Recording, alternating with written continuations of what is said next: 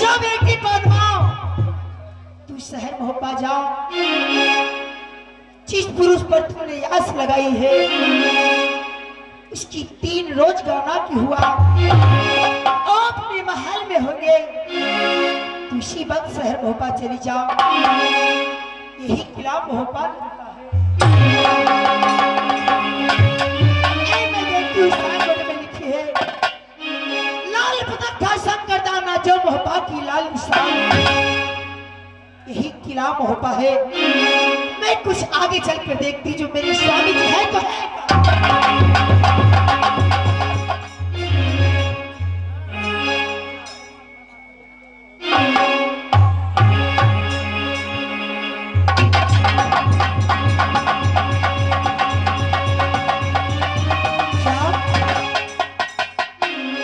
मेरे स्वामी जी एक पलंग पर सोए हैं, मैं जाकर इसको पहले में सूरत देखती हूँ।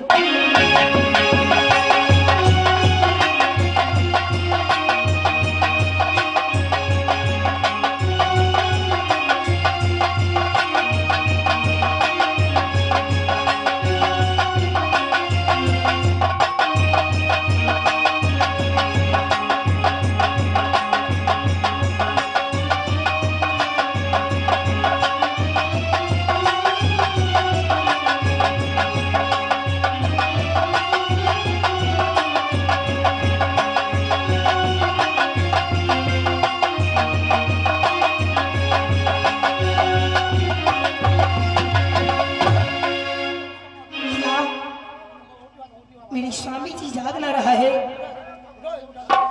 कि ये तो अकेला हो पिया बा, ये भारता धोर बना हो, आगे की ये पिया लगा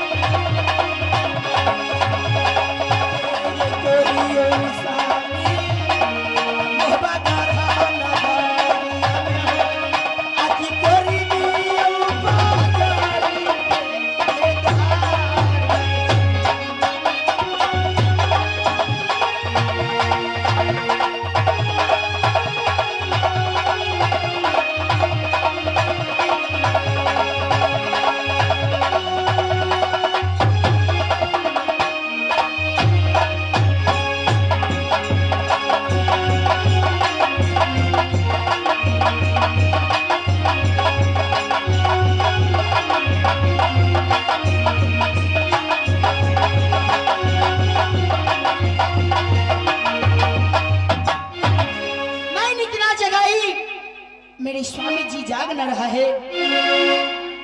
माँ दुर्गा ने जैसी कही, जो बेटी पद्मा तुम्हारी नाम पद्मा तो है, लेकिन जब से तुमने चित्र अपने हाथों से बनाने लगी, तुम्हारी नाम राजकुमारी चित्ररेखा।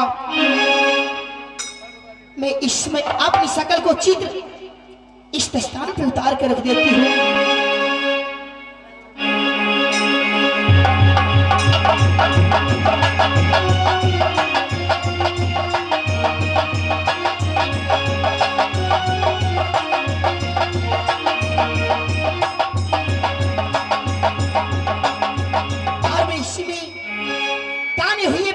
देती हूँ,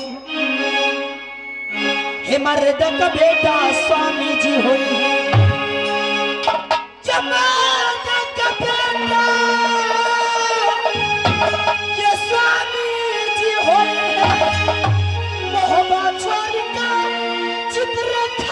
मुलाकात ये फेरा का बेटा ये स्वामी जी हुए ये लौटा गमाए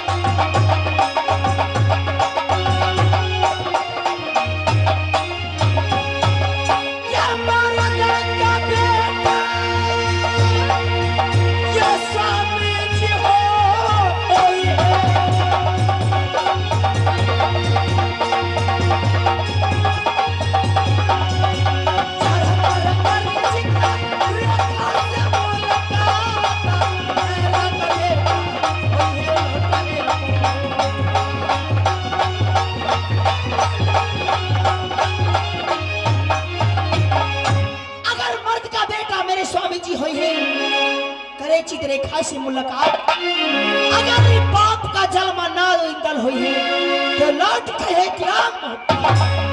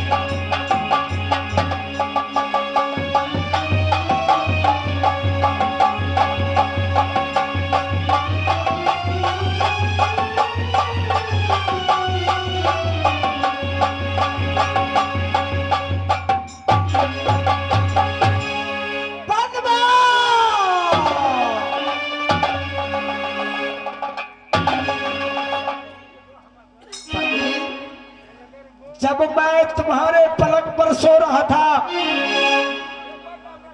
तुमने मुझको इतना दुर्दशा क्यों किया? तुमने ना जाने तुम्हारे मुझसे इच्छा नहीं भरती, पलंग को ऊपर ना जाने तुमने मेरे मुंह को बर्बाद कर दिया। तुमने आज तुमको क्या हो गया कि तुम मुझको अपने पलंग पर मुझको जबरदस्ती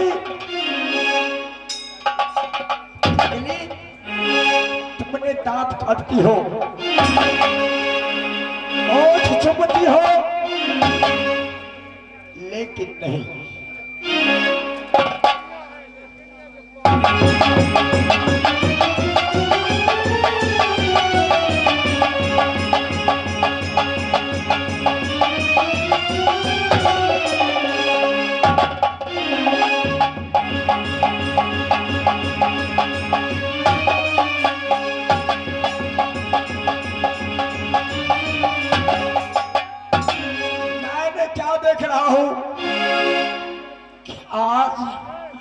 तुम्हारे महल में कोई और लड़की आई थी। ये क्या बात कर रहे हैं? मेरे महल में मेरे दोनों के छत कोई अभी नहीं। अगली ना जाने तुम अपने नींद में सोई हुई थी, कोई दूसरे लड़की आकर ना जाने मैंने क्या देख रहा हूं, इस रुमाल पर अपना चित्र बना करके गई, साथ साथ चित्र दे करके नहीं गई। लड़की ताना भरे बात कहकर सार्वभौमा से गई है। सारे चालाकी तुम्हारी है। तुम डायन हो, जोगनी हो, क्योंकि एक दिन तुमने मेरा हरिद्वार से चोरी करके किला गुंजर में ले गई थी। जब मैं तुम्हारे साथ शादी करके किला गुंजर से सार्वभौमा में लाया, तुम्हारे पलंग पर आए शराब करता हूँ कि जोगी न मना कर तुम नगर होगा, कि चित्र तुम बना कर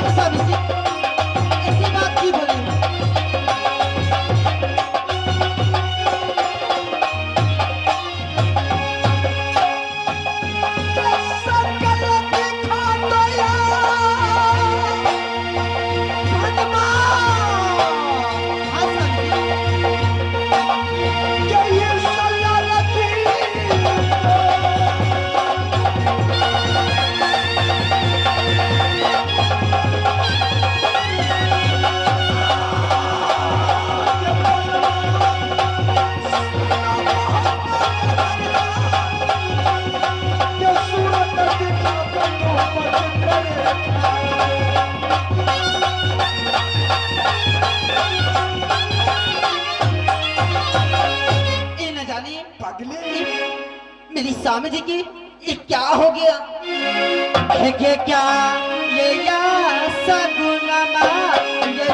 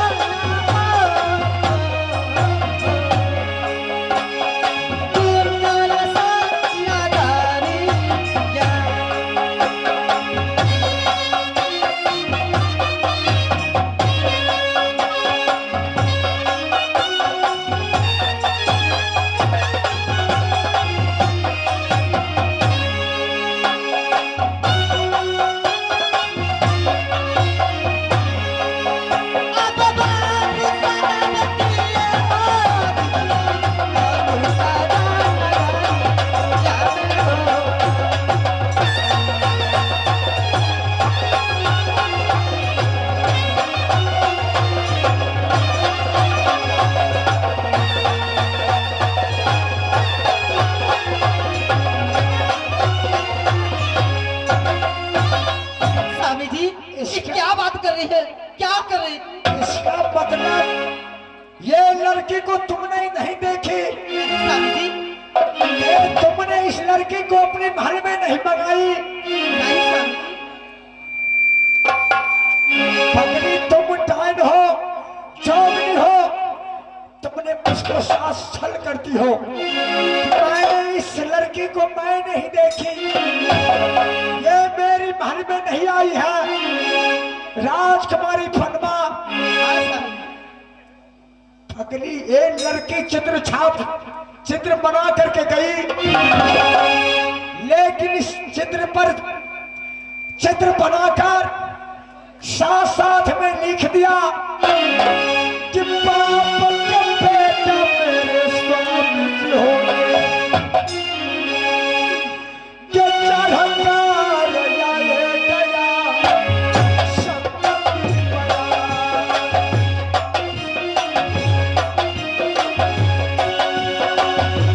यही जरा तो बेटा मेरे स्वामी को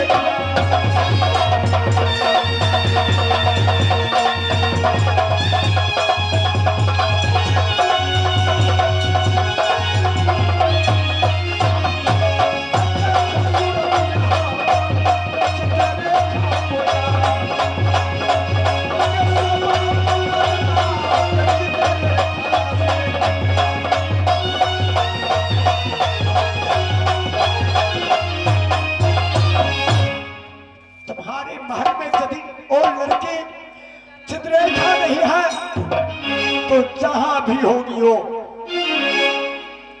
जहां भी गई होगी, जब तुम्हारी महल में नहीं है तो मेरे माँ को महल में जरूर गई होगी, क्योंकि जब वो सारभब्बा में आ गई है तो सारभब्बा से बाहर कैसे चले जाएगी। मैंने अब उस लड़की को चित्ररेखा को जहां भी वो जाएगी